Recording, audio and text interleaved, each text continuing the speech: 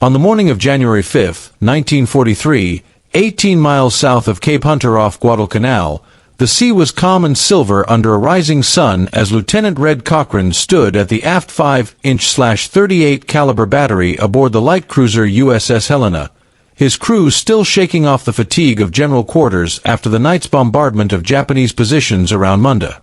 They had barely secured from action when 4 Japanese D-3A Val dive bombers, their engines droning like angry hornets, emerged low over the water, streaked across the task force, and vanished into the morning haze after a blistering 90-second attack run. One Val had found its mark, the New Zealand cruiser HMNZS Achilles, while the other 3 fled toward the horizon at wave-top altitude, already 2 miles away and pulling farther with every passing second. Standard doctrine said to let them go. No American gunnery manual recommended taking a shot at retreating aircraft at that range. Hitting a small maneuvering plane under those conditions was statistically impossible. Barely a 5% chance of even getting close. But on this morning, something aboard Helena was different. Commander D. Parsons, a naval ordnance specialist from the Office of Scientific Research and Development, stood near the battery observing intently. He had traveled from Washington with 500 rounds of secret ammunition loaded under armed guard 2 months earlier, rounds equipped with mysterious fuses that no gunner fully understood. They looked ordinary, 5 inches long, threaded into the nose of a 54-pound high-explosive shell, but the brass felt subtly heavier, and if held close to the ear, a faint electrical hum whispered from inside. Parsons had waited months for the right moment. Now, watching those 3 Vals fleeing low over open water, he quietly authorized the use of the experimental rounds. Cochran ordered 3 salvos. The first missed entirely. The second missed by 50 feet, bursting harmlessly behind the trailing Val. But then, impossibly, one of the shells detonated in midair, not from impact and not on a timer, but as if it knew exactly where the target was. The burst appeared 30 feet off the Val's tail, close enough for the shockwave and shrapnel cone to tear through its tail assembly and shred its left wing. The Japanese plane flipped inverted, plunged into the sea at 200 miles per hour, and exploded in a geyser of foam and flames. For a heartbeat, the gunners stared in stunned silence. They had seen a shell explode near an aircraft without hitting it. They had witnessed something that should have been impossible. The first combat success of the proximity fuse, a technology that would change naval warfare forever. The need for such a weapon had been painfully clear since December 7, 1941. During the attack on Pearl Harbor, American anti-aircraft batteries fired thousands of rounds with almost no effect. At 0758 that morning, aboard USS Oklahoma, Ensign John Charles England, the ship's damage control officer, watched the battleship's 5-inch guns blaze skyward, their timed fuses set for 3,000 to 5,000 feet, while Japanese torpedo bombers screamed in at barely 1,500 feet. Shells burst harmlessly thousands of feet above their targets. England continued directing teams as torpedoes slammed into Oklahoma's port side.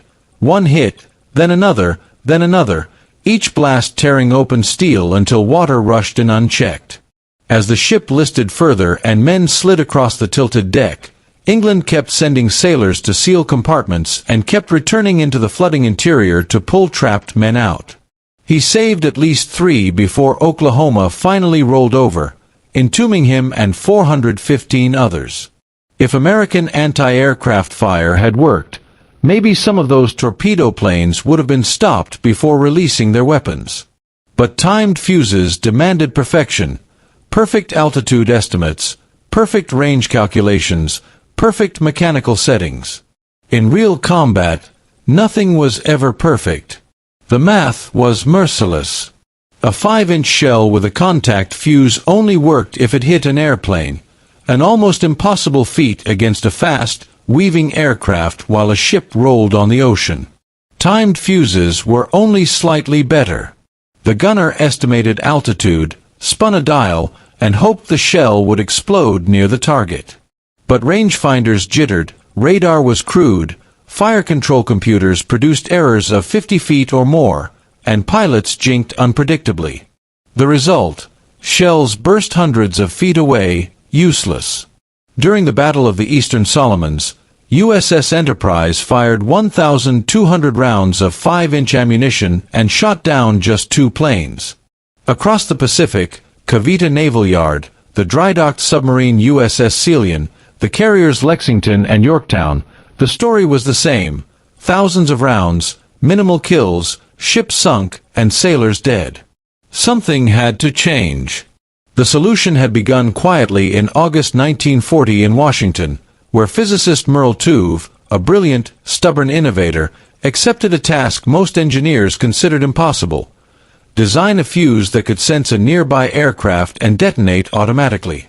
The constraints bordered on insanity.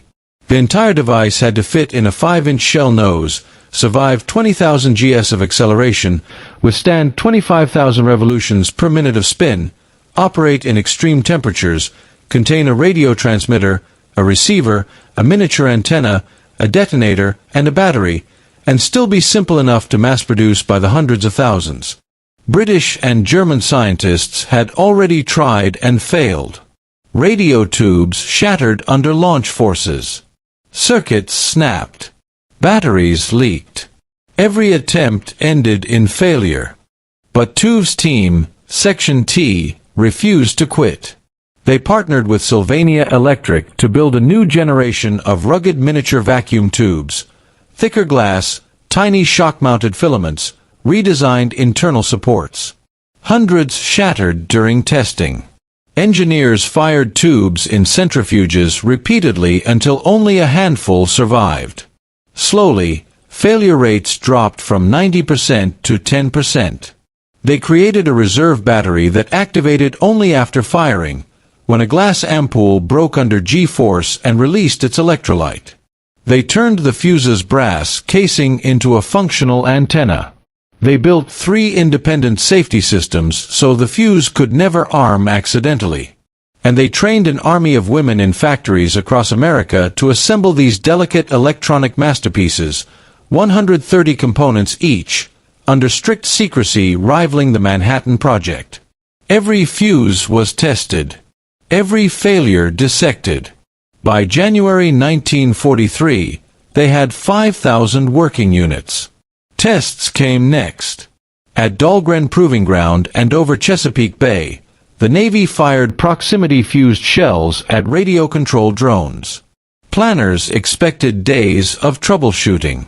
Instead, the tests ended in 90 minutes. 3 drones were shot down with 4 shells. The Navy canceled further trials. The technology worked, and it worked brilliantly. That was how 500 rounds ended up aboard USS Helena, escorted across the Pacific by Commander Parsons, each crate labeled Top Secret. The gunners called them spooky shells. And on January 5th, they proved their worth with a single impossible kill. Word spread fast. Enterprise and Saratoga used proximity fuses in February 1943, downing 6 torpedo bombers with just 84 shells. By spring, every major ship in the Pacific demanded them. Production exploded. Crosley, RCA, Kodak, GE, Sylvania, 110 factories producing 40,000 fuses a day by late 1943. 22 million would be manufactured by war's end. Their effectiveness transformed naval warfare. In 1943, proximity fuses accounted for only 25% of anti-aircraft rounds fired, but delivered over half of all kills.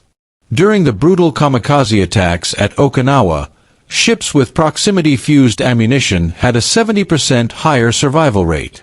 The destroyer USS Hugh W. Hadley, attacked by 156 enemy aircraft in 90 minutes on May 11, 1945, survived only because its 5-inch guns, firing proximity fuses exclusively, detonated shells with lethal precision before kamikazes could strike.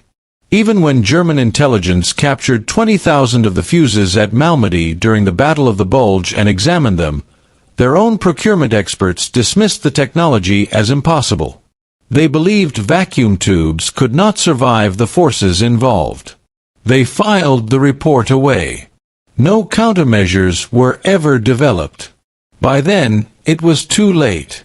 The proximity fuse, born from physics, desperation, and relentless innovation, had rewritten the rules of anti-aircraft warfare.